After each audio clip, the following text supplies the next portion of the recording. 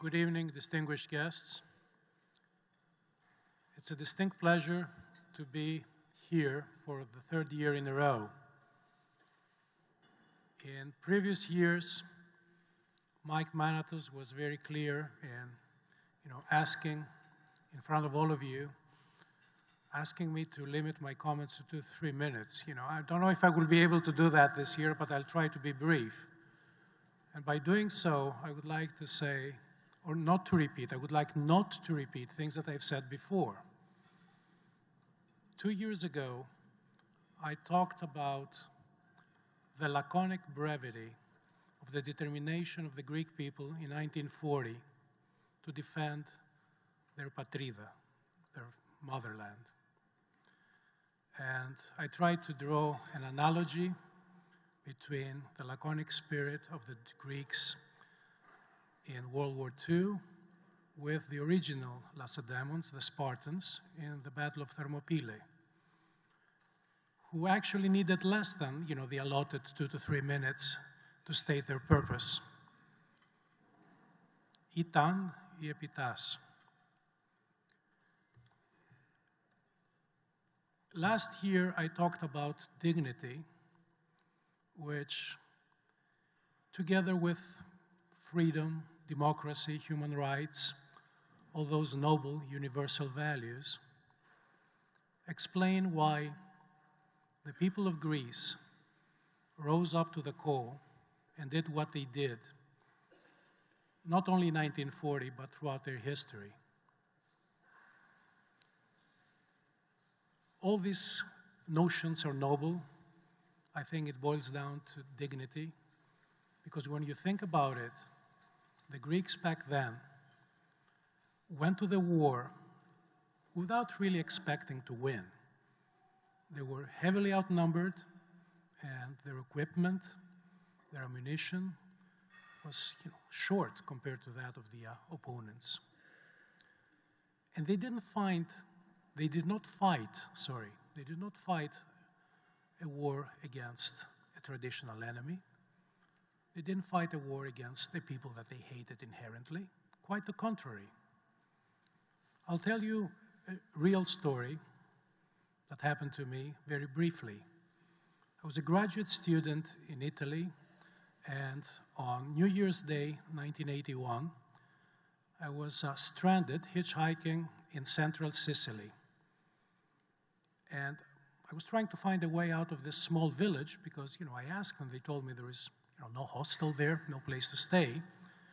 I wanted to go to a bigger town, and I was waiting for the bus at the bus stop, and this older man comes to me, and he tells me that because of the holiday, there's not going to be another bus. So I asked him, what I can do, and he said, sorry, there's no hotel. Okay, rooms to rent now, in the summer maybe, but not now.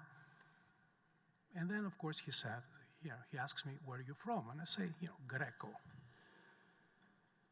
And the guy almost burst into tears, and he started addressing me in very broken Greek.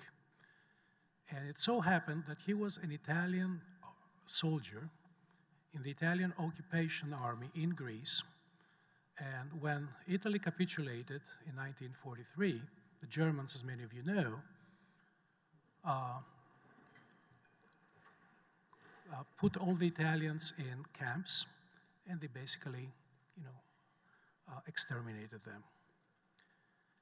This person was saved because Greek freedom fighters, guerrillas, andartes, took him with them up on the mountains of central Greece, and they kept him there and fed him until the end of the war.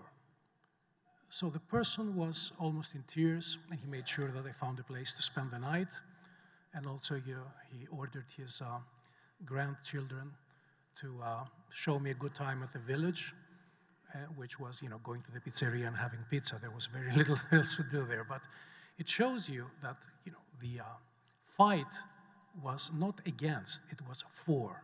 It was for freedom, it was for the defense of the motherland, it was for the defense of values, and ultimately about the dignity that they felt that they owed to themselves, to their parents, and to their history.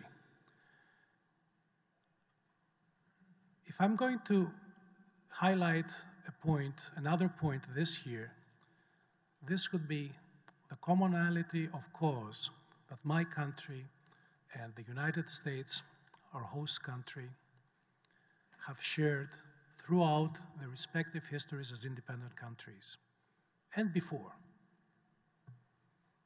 Greece and the United States have always been on the same side in all wars, all armed conflicts, all confrontations, even skirmishes.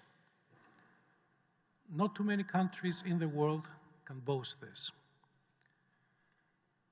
In November 11th, we are going to participate in joint commemorations here and around the world for the 100th anniversary since the end of World War I. In 3 days,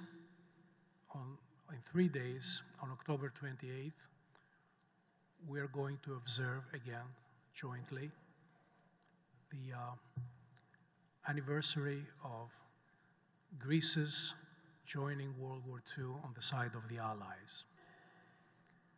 And 2 years from now, we'll commemorate together 2,500 years since the big battles in Thermopylae and Salamis, which proved to be turning points for the course of civilization, certainly Western civilization. And also, in 3 years from now, both our countries are going to commemorate jointly the 200th anniversary since Greek independence, 1821, where Americans played a leading role in the world international movement of those days for Greece, for liberty, for freedom. Let me finish by congratulating the Ohidei Foundation for doing a magnificent job in taking a key moment from Greek history and highlighting the values in a universal context.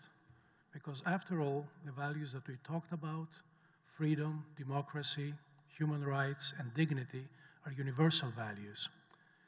And it's very pleasing, it's very rewarding for somebody who represents Greece in this great nation to see people making this possible, to tie Greek things with universal and certainly American values. Thank you, ladies and gentlemen, και του χρόνου.